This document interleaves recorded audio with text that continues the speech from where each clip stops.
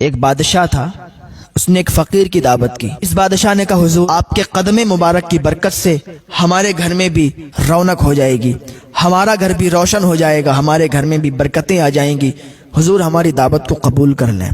اس اللہ والے نے کہا ٹھیک ہے، ہم نے تمہاری دعوت کو قبول کیا، لیکن میری بھی کچھ شرطیں ہیں، اگر وہ شرطیں آپ مانتے ہیں تب میں آپ کے گھر پہ چلنے کے لیے تیار ہوں، آپ کی دعوت کھانے کے لیے تیار ہوں۔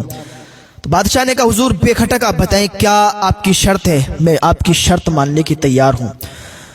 اللہ والے نے کہا سنو، پہلی شرط میری یہ ہے کہ میں جب تمہارے گھر پہ آؤں گا، جہاں میری مرضی رہے گی نا وہاں پہ بیٹھوں گا، تم مجھے فورس نہیں کر سکتے کہ آپ یہاں بیٹھیں وہاں بیٹھیں۔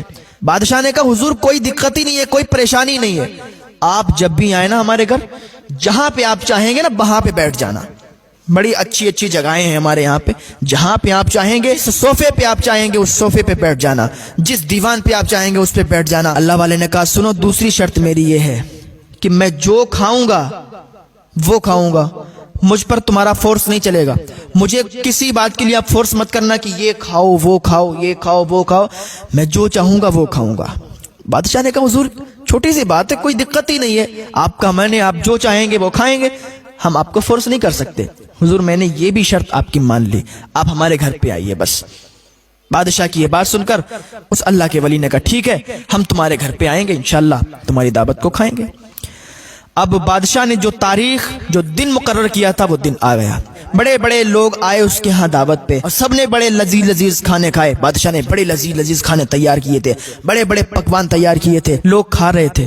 اتنے میں کیا دیکھا کہ وہی اللہ کے ولی جن کی دعوت بادشاہ کر کے آیا تھا وہ بھی آ گئے۔ بادشاہ فوراً ان کے استقبال کے لیے پہنچا اور جانے کے بعد ان کو گھر کے اندر لایا۔ تو وہ اللہ کے ولی جیسے ہی گھر کے اندر آئے تو جہاں پر جوتے اور چپل رکھے تھے نا وہاں بیٹھ گئے۔ جیسے ہی وہاں بیٹھے نا لوگ کھڑے ہو گئے، ارے آپ یہاں کیسے بیٹھ گئے؟ بادشاہ بھی کہنے لگا حضور آپ یہاں کیسے بیٹھ گئے؟ اندر تو چلیں، آپ کے لیے بہت ہی عالی شان بستروں کا انتظام ہے، گدوں کا انتظام ہے، بڑے ہی عالی شان طریقے سے آپ کے لیے ہم نے سجایا ہے اور آپ کے بیٹھنے کا انتظام اندر کیا ہے، آپ یہاں بیٹھ گئے، چپل جوتے یہاں رکھے جاتے ہیں۔ اللہ کے ولی نے کہا میں نے آپ کو پہلے ہی بتایا تھا، میں جہاں چاہوں گا وہاں بیٹھوں گا، میں تمہاری بات نہیں مانوں گا، مجھے یہاں دل ہے میں یہی بیٹھوں گا، یہ جوتے چپل رکھے تو کیا ہوا، میں تمہارے عالی شان بستر پہ نہیں بیٹھوں گا، میں تمہارے عالی شان گدوں پہ نہیں بیٹھوں گا، مجھے بس یہی بیٹھنا ہے، مجھے فورس مت کریں، میں نے پہلے ہی تم سے کہہ دیا تھا جہاں چاہوں گا وہاں بیٹھوں گا۔ بادشاہ نے کہا ٹھیک ہے حضور جیسی آپ کی مرضی، آپ اگر یہاں بیٹھنا پسند کرتے ہیں ٹھیک ہے، کوئی دقت نہیں، کوئی پریشانی نہیں ہے، آپ کی مرضی ہے۔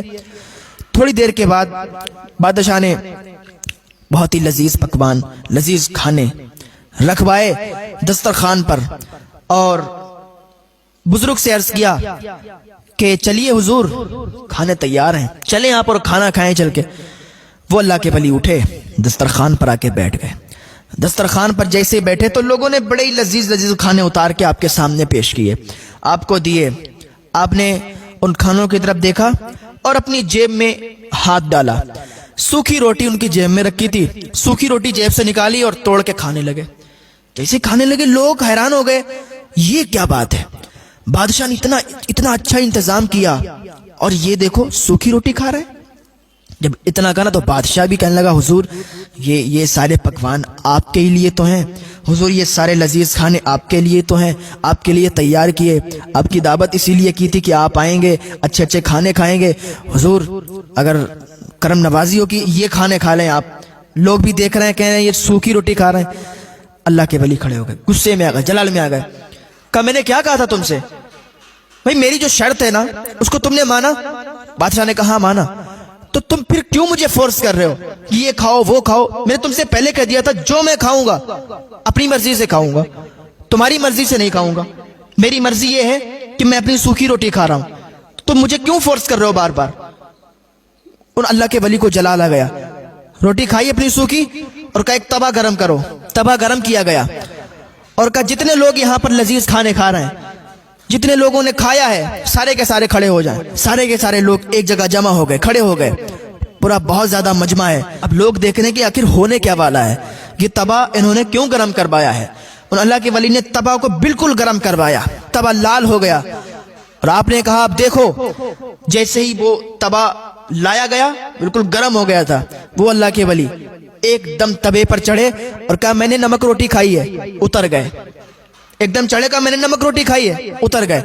کہا اب تم اپنی اپنی روٹی اور اپنے اپنے کھانے, لذیذ کھانے اور لذیذ پکوانوں کا حساب دو کہ تم نے کیا کیا کھایا ہے. ہے کوئی تم میں سے جو اس کھانے کا حساب دے سکے؟ ارے بھائی جب تم یہاں حساب نہیں دے سکتے تو وہاں کیا حساب دو گے؟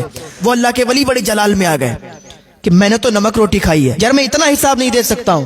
میں چڑھا توے پر اور صرف اتنا کہا کہ میں نے نمک روٹی کھائی ہے, پھر بھی میرے پیروں میں چھالے پڑ گئے. لیکن تم لوگوں نے تو بہت کھانے اڑائے, بہت لذیذ لذیذ کھانے کھائے ہیں, اور کھڑے ہو کر ایک ایک کھانے کا اب حساب دو, ایک ایک کھانے کا نام گناؤ کہ تم نے کیا کیا کھایا ہے. ہے کوئی ایسا کر سکتا ہے؟ سارے کے سارے خاموش ہو گئے کہ نہیں حضور ایسا تو کوئی نہیں کر سکتا. کہ یار جب یہاں حساب نہیں دے سکتے تو کل مالک حقیقی کے سامنے کیسے حساب دو گے کہ تم نے دنیا میں کیا کیا ہے. کھانے سے کوئی یہ مت سمجھے کہ اگر ان اللہ کے ولی نے صرف نمک روٹی کھائی ہے تو زندگی بھر نمک روٹی ہی کھانا ہے, کہ وہ ان کا تقویٰ تھا تو بغیر روٹی کھائے بھی زندہ رہ سکتے ہیں. ہاں تو بس کہنے کا مقصد یہ تھا ان اللہ کے ولی کا کہ حساب ہر چیز کا دینا ہے.